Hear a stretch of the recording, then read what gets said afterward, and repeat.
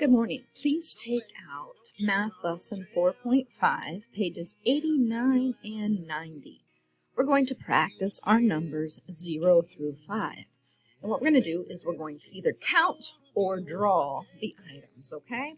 So in each box, there's either a group of pictures or a number. So in number 1, they've given us the number 4. I know that this symbol means 4, and I need to draw 4 items. I'm just going to make it easy. So I'm going to make 4 circles. 1, 2, 3, 4. When I'm representing the number 4, I need to make sure that my picture is clear. It doesn't matter what you choose to draw, just make sure that you can easily identify 4 objects, okay? Moving down to number 2, they've given me a group of bottles here. Kind of looks like Noah's insulin bottles. So let's count these objects. 1, 2, 3, 4, 5.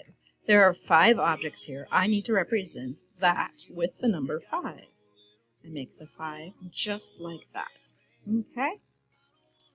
On number 3, they've given me the number 0. I know that 0 means nothing, so I do not need to draw anything because it's nothing.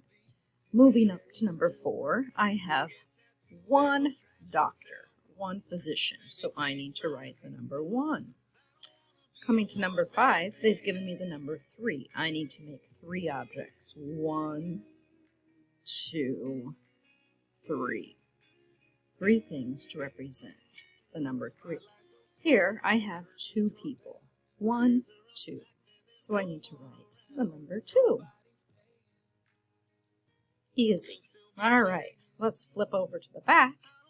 And on this side, all we need to do is color and count out. And then, after you've colored the number words, they want you to practice putting them in order. But try to put them in order using the number words on this side. So you'll just cut them out and then practice putting them in order.